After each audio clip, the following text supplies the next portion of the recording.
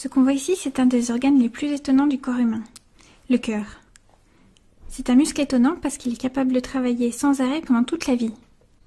Il commence son travail de pompe, capable de faire circuler le sang dans tout l'organisme alors qu'on n'est encore qu'un tout petit fœtus âgé d'à peine 8 semaines après la conception, et travaille tout le temps, jour et nuit, jusqu'à notre dernier jour de vie.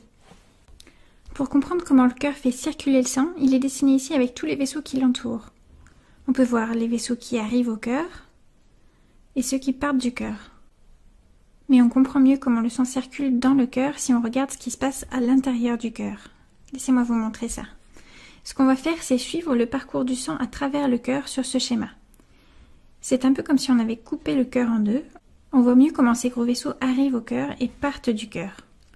Je vais aussi me servir d'un autre petit schéma dans ce coin qui va représenter une personne. Voici sa tête, ses bras et au milieu de sa poitrine, son cœur. On va faire aussi ses jambes. Alors, le cœur récupère le sang en provenance de tout l'organisme, s'occupe de l'envoyer au poumon pour qu'il soit réoxygéné, avant de le redistribuer à nouveau.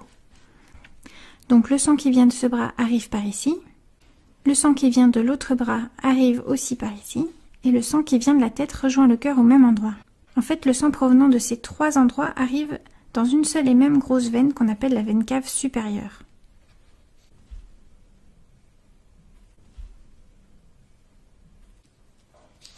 De l'autre côté, le sang en provenance des jambes et du ventre arrive au cœur par une autre grosse veine commune qu'on appelle la veine cave inférieure, logiquement.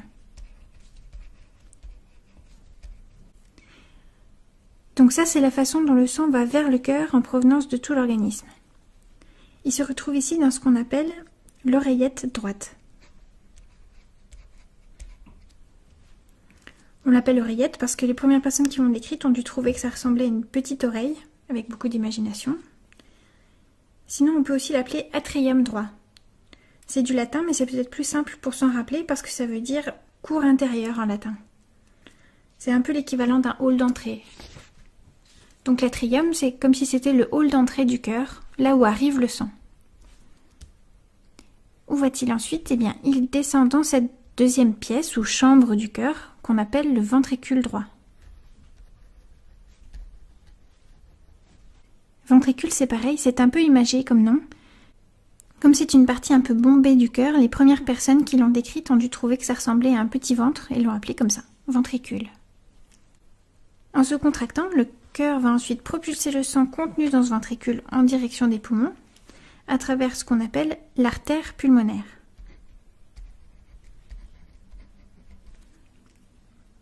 Au niveau des poumons, le sang est débarrassé de son CO2 en excès, rechargé en oxygène, puis revient vers le cœur par ces vaisseaux qu'on appelle les veines pulmonaires.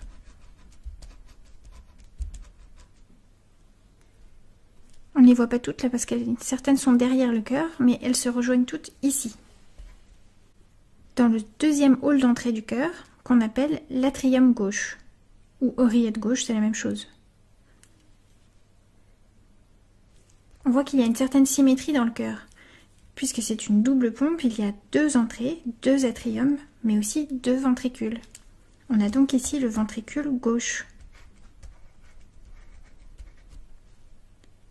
dans lequel le sang de l'oreillette gauche descend avant d'être éjecté en direction de tout l'organisme par cette grosse artère qu'on appelle l'aorte.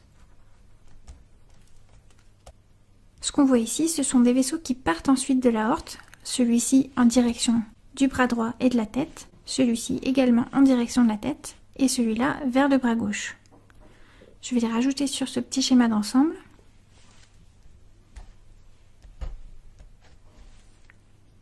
Et pour le reste de l'organisme, eh bien ce qu'on voit ici, c'est juste le départ de l'aorte. Le début, c'est ce qu'on appelle la crosse aortique, mais ensuite l'aorte se poursuit, elle passe derrière le cœur et descend par là, en donnant naissance à des vaisseaux à destination des organes de l'abdomen au passage, avant de se séparer, comme ça.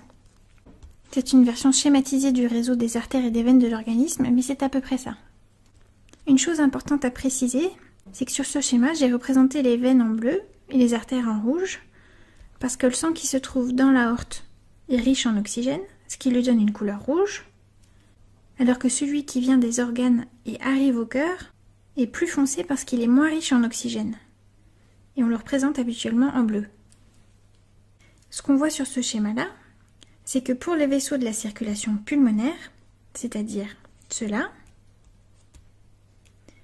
c'est l'inverse.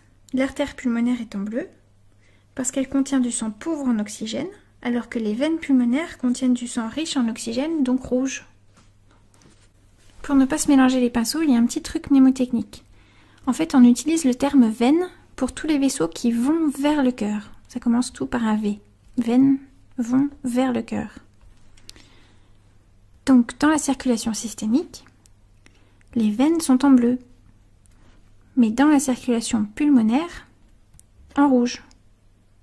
A l'inverse, le mot artère est utilisé pour désigner n'importe quel vaisseau qui part du cœur. On peut s'en souvenir parce que dans le mot partir, il y a les premières lettres du mot artère, A-R-T. Donc même si cette grosse artère-là est pleine de sang pauvre en oxygène, c'est bien une artère. Ce qui nous reste à voir sur ce schéma, ce sont les valves du cœur. Elles sont importantes parce que c'est grâce à elles que le sang circule dans le bon sens à l'intérieur du cœur. Et bien de ce côté-là, c'est la valve qu'on appelle la valve mitrale qui évite le reflux du sang et qui oblige le sang à aller de l'oreillette vers le ventricule gauche. Et de ce côté-là, c'est la valve qu'on appelle la valve tricuspide qui empêche le reflux du sang et qui l'oblige à aller dans le sens oreillette droite vers le ventricule droit. Il y a aussi deux autres valves ici, qui ont des noms plus faciles à retenir. À la base du tronc commun de l'artère pulmonaire, c'est la valve pulmonaire. Et à la base de l'aorte, la valve aortique. Donc si on refait le tour, le sang arrive par l'oreillette droite ou atrium droit, descend dans le ventricule droit, puis part du cœur dans l'artère pulmonaire en direction des poumons, revient vers le cœur par les veines pulmonaires, dans l'oreillette ou atrium gauche, puis dans le ventricule gauche, et c'est reparti pour un tour.